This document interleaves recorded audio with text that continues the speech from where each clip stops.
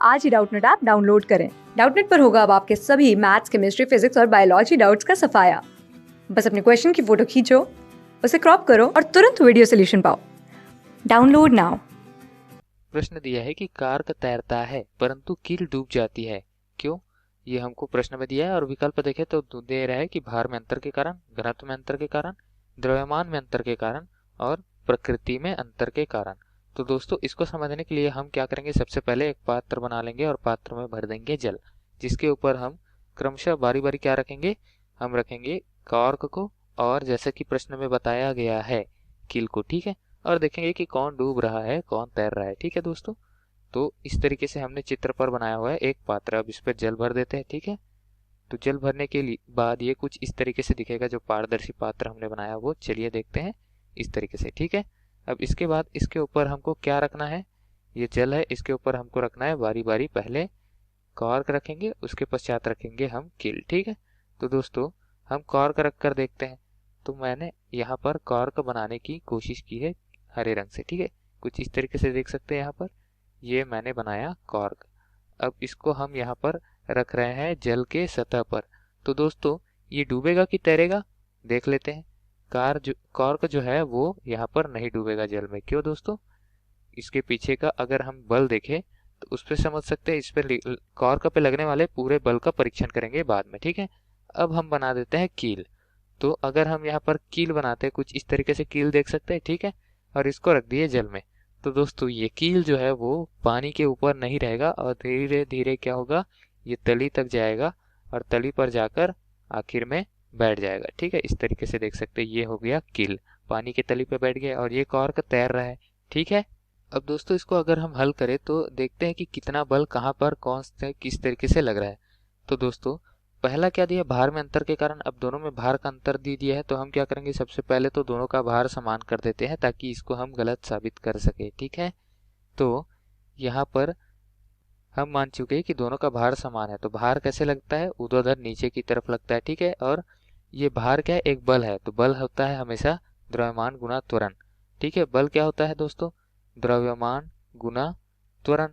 अब यहाँ पर त्वरण जो है वो ऊर्ध्वाधर नीचे की ओर लगता है तो वो होता है गुरुत्वीय त्वरण। ठीक है, तो त्वरण की जगह गुरुत्वीय त्वरण लिख देंगे और इस पर नीचे की ओर जो बल लग रहा है इस कील पर, उसको भी लिख देंगे कि वो भी द्रव्यमान गुना गुरुत्वीय त्वरण है। अब त्वरण तो सभी चीज के लिए समान है, गुरुत्वीय त्वरण जो है नियत राशि है।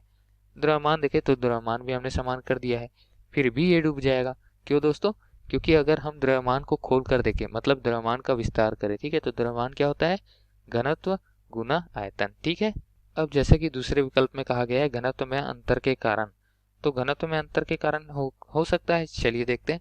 घनत्व क्या जानते हैं हम, कील का घनत्व जो है वो अधिक रहता है और कॉर्क का घनत्व कम रहता है। फलस्वरूप कॉर्क का आयतन ज्यादा रहता है समान द्रव्यमान के लिए और कील का आयतन कम रहता है। ठीक है, कील छोटा दिखाई देता है, कॉर्क बड़ा दिखाई देता है अगर दोनों का द्रव्यमान समान हो तब भी। ठीक है, अब हम बात करते हैं कि जल जिस पर ये लोग तैर रहे हैं या डूब रहे हैं उसका घनत्व क्या है। तो जल का घनत्व से अगर कॉर्क का घनत्व अधिक हो जाता है, चलिए जल का घनत्व मैं दे देता हूँ नाम, क्या दे देता हूँ जल के घनत्व को, रो डब्ल्यू, ये जल का घनत्व हो गया। अब कील के घनत्व के बारे में हम देख लेते हैं। कील का घनत्व हमने माना है क्या है, रो के। ठीक है, अब कॉर्क का घनत्व हम मान लेते हैं कि ये क्या है हमारे पास, कॉर्क का घनत्व मान लेते हैं ये है रो सी। ठीक है दोस्तों, अब यहाँ पर क्या देख रहे हैं कि जिसका घनत्व जितना कम रहता है वो उतना ज्यादा ऊपर रहता है। ठीक है, ये घनत्व पर ही निर्भर करता है पूरी तरीके से। यहाँ पर हम क्या देखते हैं, एक यहाँ पर हम संबंध देख रहे हैं कि जो घनत्व है सबसे कम किसका है, कॉर्क का। ठीक है, उसके बाद का घनत्व किसका है, जल का। ठीक, और सबसे अधिक घनत्व है कील का। ठीक है दोस्तों, तो इस तरीके से कील को सबसे नीचे होना चाहिए और इस जल को होना चाहिए बीच में और कॉर्क होना चाहिए सबसे ऊपर में। ठीक है, अब घनत्व पर निर्भर तो कर रही है, हमने बता दिया। सही विकल्प आप देख सकते हैं यहाँ से घनत्व में अंतर के कारण ही होगा, क्योंकि भार जो है वो दोनों का समान लिया हुआ है हमने और भार समान लेने से भी घनत्व में अंतर आएगा। ठीक है, द्रव्यमान जो है वो सीधे सीधे भार, मतलब भार जो है वो सीधे सीधे द्रव्यमान पर निर्भर कर रहा है। ठीक है दोस्तों, दोनों का द्रव्यमान समान लेंगे तभी तो दोनों का भार समान आएगा। अगर दोनों का भार भी समान लिए है तो गुरुत्वीय त्वरण जो है वो क्या रहेगा, गुरुत्वीय त्वरण तो दोनों में समान रहेगा। तो इस तरीके से द्रव्यमान भी समान आना चाहिए तभी तो भार समान आएगा। तो दोस्तों इस तरीके से द्रव्यमान और भार एक दूसरे की क्या है, अनुक्रमानुपाती है तो दोनों गलत है। ठीक, प्रकृति में अंतर, तो प्रकृति में अंतर क्या है दोस्तों, दोनों ठोस प्रकृति के हैं तो प्रकृति में यहाँ पर अंतर नहीं है, तो ये विकल्प भी गलत हो गया। बात आती है घनत्व में अंतर के। ठीक है, तो क्यों, इसको हम लोग समझते हैं अभी। कॉर्क कब डूबेगा दोस्तों, जब कॉर्क द्वारा जो हटाया गया जल का मान है, मतलब कॉर्क का आयतन को अगर मैं जल के घनत्व से गुणा करूं तो जो मान आएगा दोस्तों वो रहेगा जल का द्रव्यमान।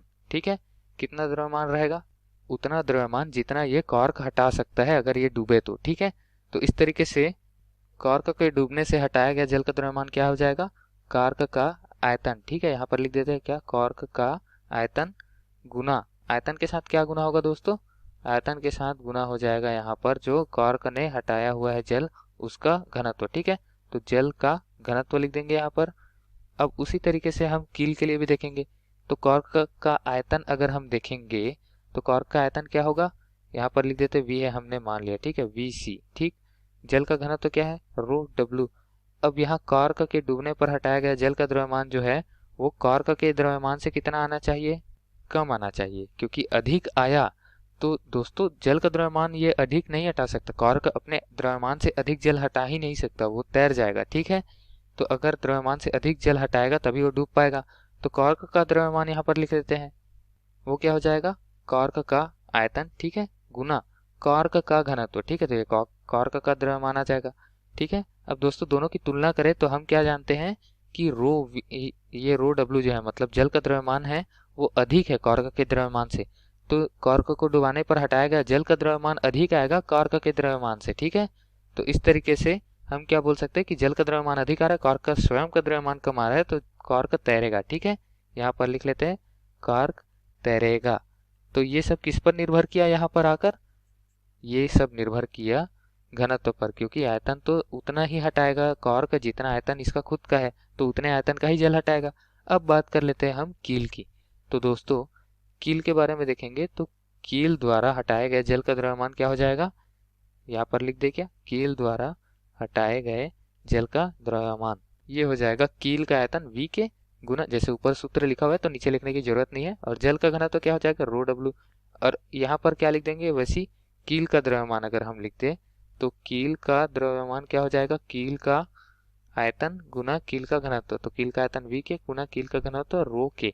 तो दोस्तों यहाँ पर हम क्या देखेंगे कि यहाँ पर जो कील का घनत्व है वो अधिक है, फलस्वरूप अब दोनों में आयतन समान है और घनत्व कील का अधिक आ रहा है तो कील का द्रव्यमान अधिक आ जाएगा, और कील का द्रव्यमान जल के द्रव्यमान से अधिक आ जाने के कारण फलस्वरूप क्या हो जाएगा कि जो कील है वो डूब जाएगा जल पर। ठीक है, तो इस तरीके से क्या हो जाएगा, कील जो है वो डूब जाएगा। तो द्रव्यमान पर निर्भर तो कर रहा है, लेकिन कॉर्क और कील दोनों एक दूसरे के द्रव्यमान पर निर्भर नहीं कर रहे हैं, ये जिस पर तैर रहे हैं उस पर निर्भर कर, जैसे जल पर तैर रहे तो जल के द्रव्यमान पर और कील का द्रव्यमान ये दोनों की तुलना कर दिए, और यहाँ जल का द्रव्यमान कार का द्रव्यमान ये दोनों की तुलना कर दिए।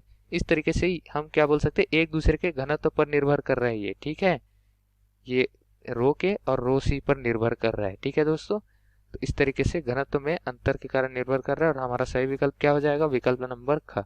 ठीक है, धन्यवाद। क्लास 6 से 12 से लेके नीट IIT JEE मेंस और एडवांस के लेवल तक 10 मिलियन से ज़्यादा स्टूडेंट्स का भरोसा। आज ही डाउनलोड करें डाउटनेट ऐप या व्हाट्सएप कीजिए अपने डाउट्स 8400 400 400 पर।